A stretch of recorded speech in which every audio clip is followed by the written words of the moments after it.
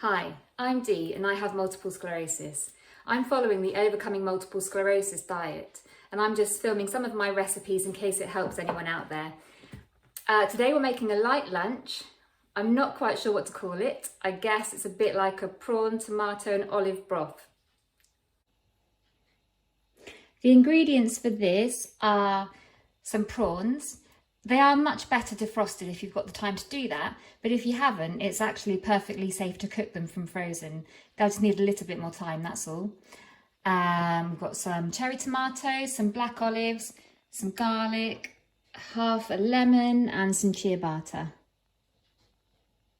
Oh, and the smoked paprika and cayenne pepper.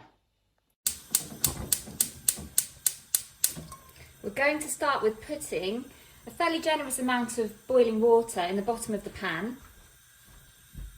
I'm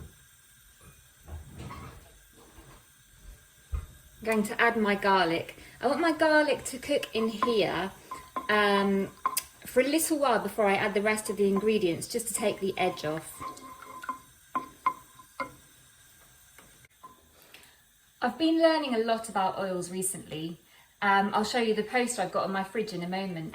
And it has told me that yes, we can use olive oil, but not as I previously thought, where we can use it on a frying pan or a pan like this. Olive oil can only be used in the oven. So olive oil is an oil that doesn't turn into trans fatty acids in the oven at temperatures that we'll cook them at, whereas if it was in a pan it would, because it's likely that the temperature would get much higher. Trans fatty acids end up having a very straight chain, like the saturated fatty acids that I showed in the video Diagnosed with MS.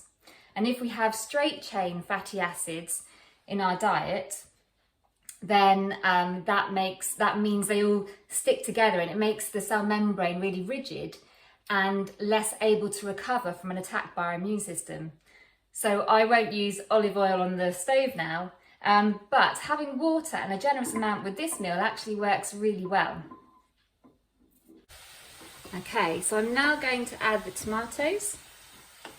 We want them to get quite mushy.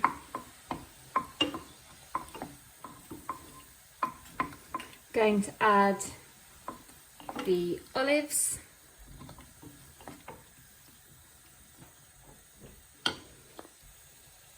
The smoked paprika, about a teaspoon,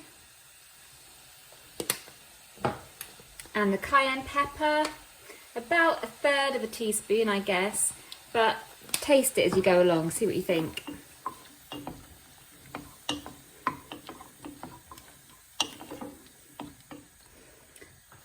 I'm going to let that simmer for about 3 minutes now, and then I'll add the prawns. While we're waiting for that, I can just show you this picture I printed off the Overcoming Multiple Sclerosis website.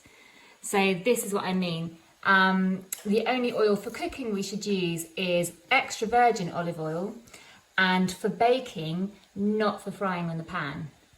So these oils are okay, but not if we're cooking with them. And these oils are not okay, they already have lots of saturated fatty acids in them. I'm just popping the ciabatta into the oven to warm up.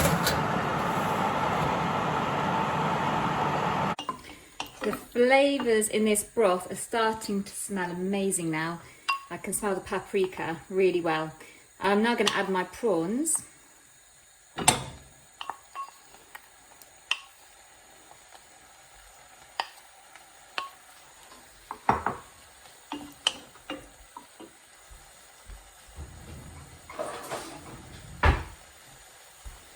And my half a lemon.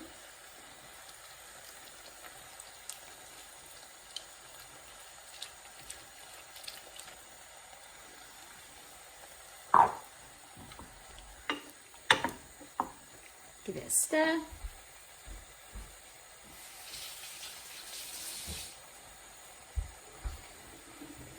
And we just need to cook this until the prawns are completely pink.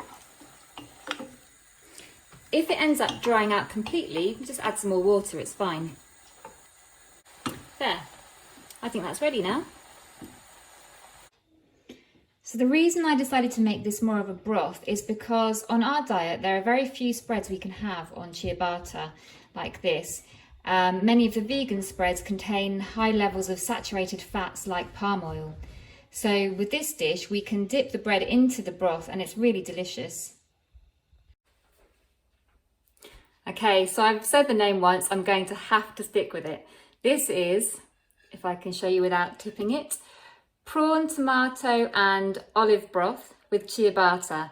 There must be some better culinary term for it, but I'm afraid I don't know it. Thank you very much for watching. I hope you enjoy it. Take care.